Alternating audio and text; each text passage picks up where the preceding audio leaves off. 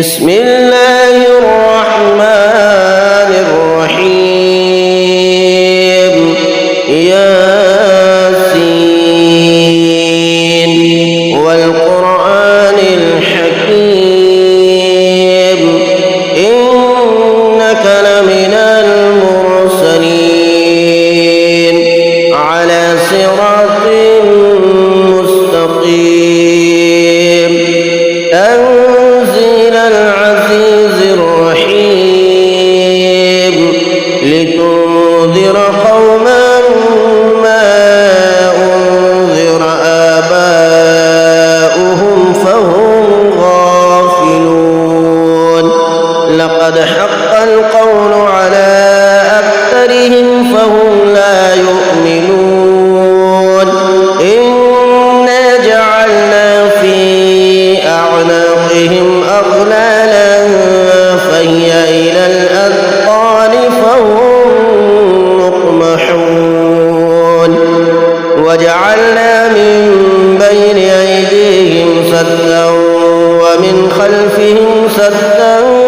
فأغشيناهم فهم لا يبصرون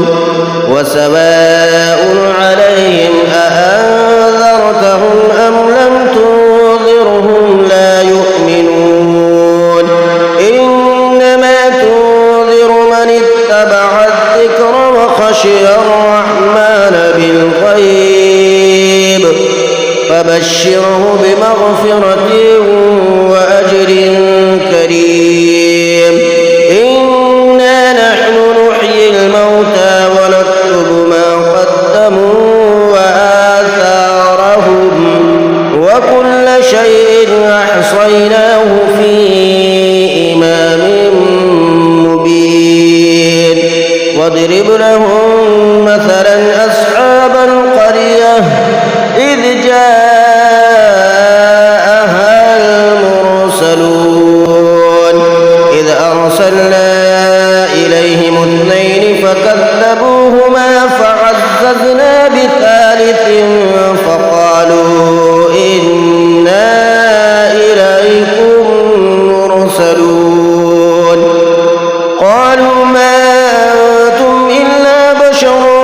مثلنا وما أنزل الرحمن من شيء إن أنتم إلا تكذبون قالوا ربنا يعلم إنا إليكم لمرسلون وما علينا إلا البلاغ المبين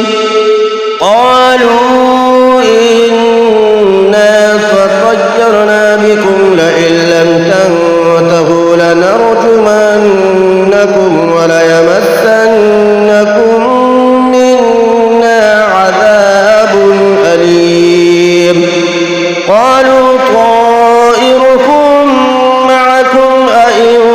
ذكرتم بل أنتم قوم مسرفون وجاء من أقصى المدينة رجل يسعى قال يا قوم اتبعوا المرسلين اتبعوا من لا يسألكم أجرا وهم مهتدون وما لي لا أعبد الذي فطرني وإليه ترجعون أأتخذ من دونه آلهة إن يردني الرحمن بضر لا تغني عني شفاعتهم شيئا ولا ينقذون إني إذا لفي ضلال مبين إني آمنت بربكم فاسمعون قيل ادخل الجنة قال يا ليت قومي يعلمون بما غفر لي ربي وجعلني من المكرمين وما أنزلنا على قومه من بعده عليه من جود من السماء وما كنا منزلين إن كانت إلا صيحة واحدة فإذا هم خامدون يا حسرة على العباد ما يأتيهم من رسول إلا كانوا به يستهزئون ألم يروا كم أهلكنا قبلهم من القرون أنهم إليهم لا يرجعون وإن كل لما جميع لدينا محضرون وآية لهم الأرض الميتة وأحييناها وأخرجنا منها حبا فمنه يأكلون وجعلنا فيها جنات من نخيل وأعناب وفجرنا فيها من العيون ليأكلوا من ثمره وما عملته أيديهم أفلا يشكرون سبحان الذي خلق الأزواج كلها مما تنبت الأرض ومن أنفسهم ومما لا يعلمون وآية لهم الليل نسلخ منه النهار فإذا هم مظلمون والشمس تجري لمستقر لها ذلك تقدير العزيز العليم والقمر قدرناه منازل حتى عاد كالعرجون القديم لا الشمس ينبغي لها أن تدرك القمر ولا الليل سابق النهار وكل في فلك يسبحون وآية لهم أنا حملنا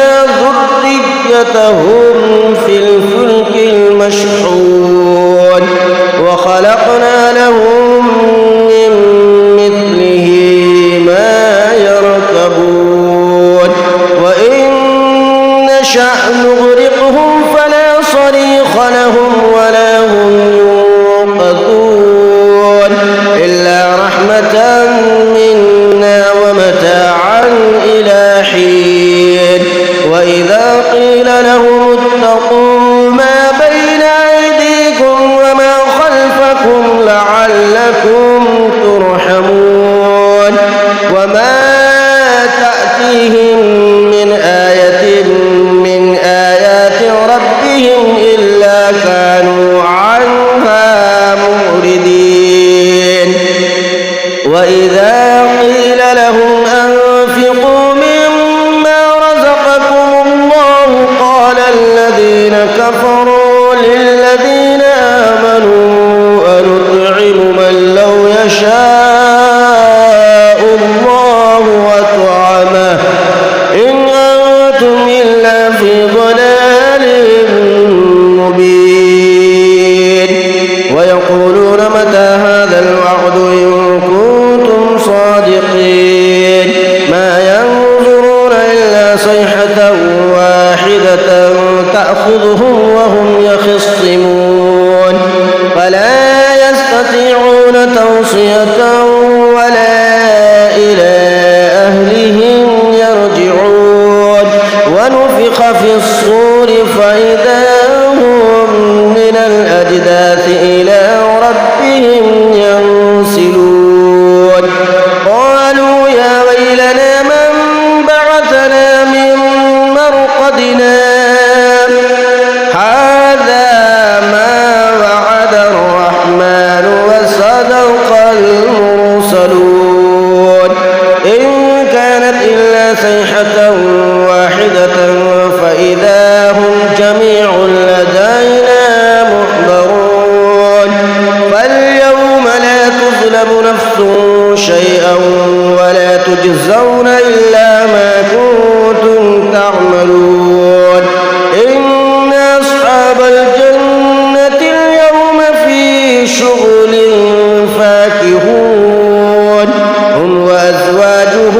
في ظلال على الأرائك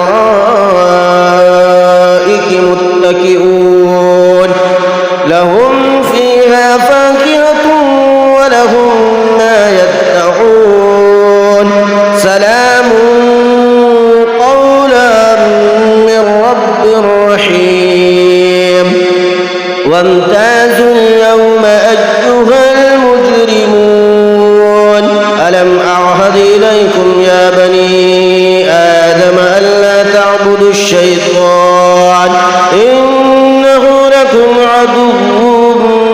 مبين وأن اعبدوني هذا صراط مستقيم ولقد أضل منكم جبلا كثيرا أفلم تكونوا تعقلون هذه جهنم التي كنتم توعدون اصلوها اليوم بما كنتم تكفرون اليوم نختم على أفواههم وتكلمنا أيديهم وتشهد أرجلهم بما كانوا يكسبون ولو نشاء لطمسنا على أعينهم فاستبقوا الصراط فأنى يبصرون ولو نشاء لمسخناهم على مكانتهم فما استطاعوا مضيا ولا يرجعون ومن نعمره ننكسه في الخلق أفلا يعقلون وما علمناه الشعر وما ينبغي له إن هو إلا ذكر وقرآن مبين لينذر من كان حيا ويحق القول على الكافرين أولم يروا أنا خلقنا لهم مما عملت أيدينا أنعاما فهم لها مالكون وذللناها لهم فمنها ركوبهم ومنها يأكلون ولهم فيها منافع ومشارب أفلا يشكرون واتخذوا من دون الله آلهة لعلهم ينصرون لا يستطيعون نصرهم وهم لهم جند محضرون فلا يحزنك قولهم إنا نعلم ما يسرون وما يعلنون أولم ير الإنسان أنا خلقناه من نطفة فإذا هو خصيم مبين وضرب لنا مثلا ونسي خلقه قال من يحيي العظام وهي رميم قل يحييها الذي أنشأها أول مرة وهو بكل خلق عليم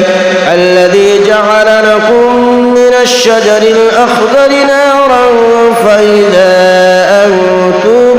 منه توقدون أوليس الذي خلق السماوات والأرض بقادر على أن يخلق مثلهم بلى وهو الخلاق العليم إنما أمره إذا أراد شيئا أن يقول له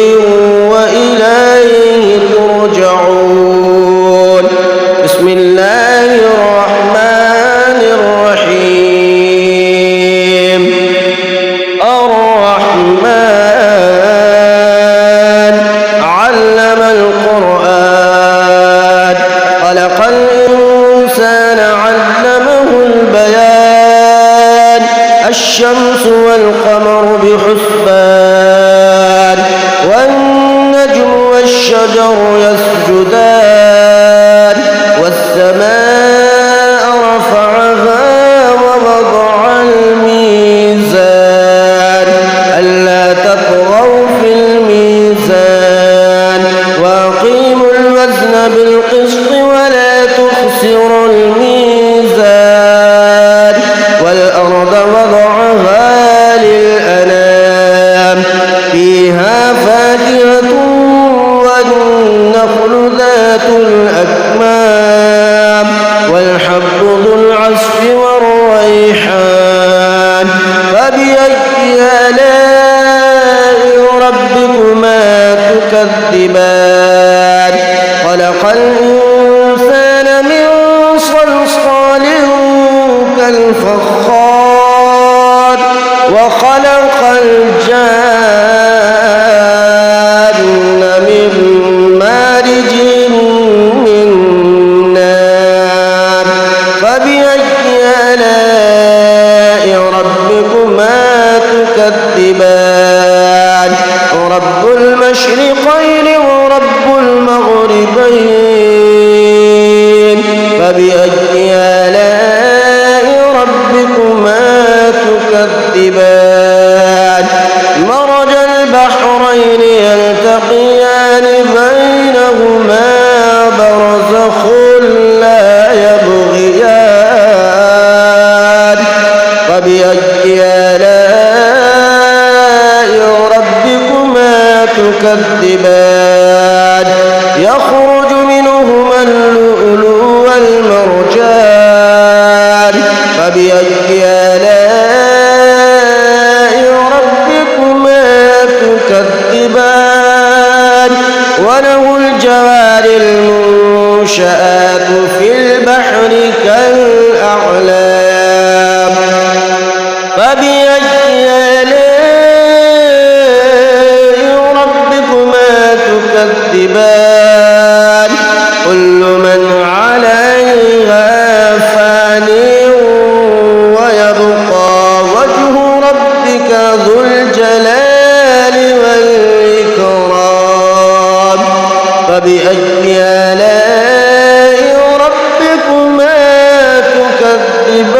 تكذبان يسأله من في السماوات والأرض كل يوم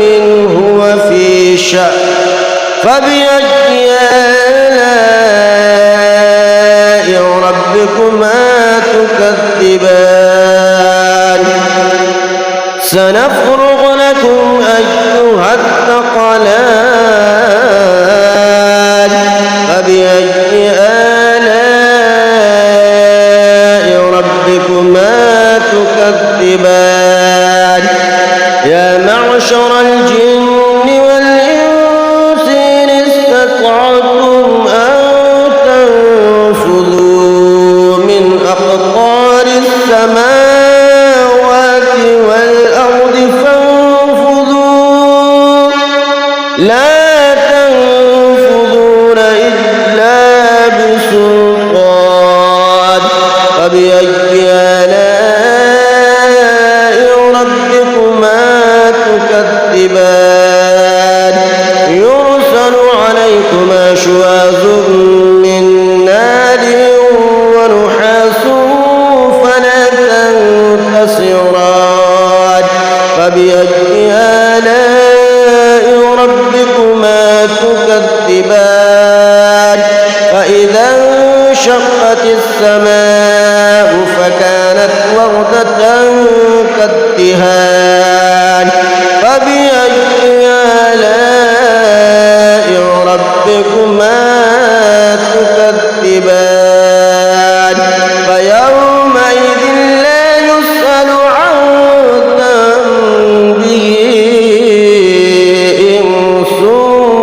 ولا جان فبأي آلاء ربكما تكذبان يعرف المجرمون بسيماهم فيؤخذ بالنواصي والأقدام فبأي آلاء ربكما تكذبان هذه جهنم التي يكذب بها المجرمون يطوفون بينها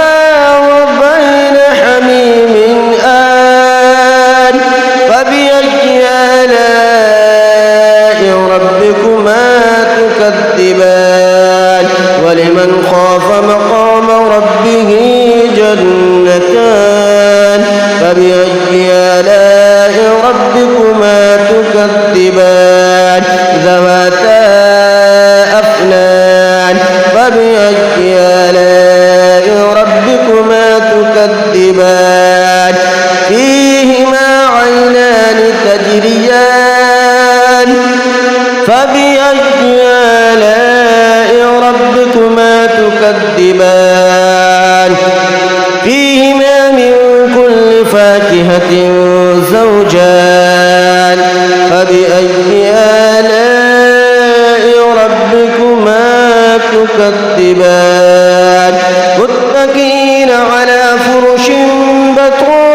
بطائنها من استبرق وجنى الجنتين دان فبأي آلاء ربكما تكذبان فيهن قاصرات الطرف لم يطمثهن إنس قبلهم ولا جان فبأي آلاء ربكما تكذبان كأنهن الياقوت والمرجان فبأي آلاء ربكما تكذبان هل جزاء الإحسان إلا الإحسان فبأي آلاء ربكما تكذبان ومن دونهما جنتان فبأي آلاء ربكما تكذبان مدهامتان فبأي آلاء ربكما تكذبان فيهما عينان نضاختان فبأي آلاء ربكما تكذبان فيهما فاكهة ونخل ورمان فبأي آلاء ربكما تكذبان فيهن خيرات حسان فبأي آلاء ربكما تكذبان حور مقصورات في الخيام فبأي آلاء ربكما تكذبان لم يطمثهن إنس قبلهم ولا جان فبأي آلاء ربكما تكذبان متكئين على رفرف خضر وعبقري حسان فبأي آلاء ربكما تكذبان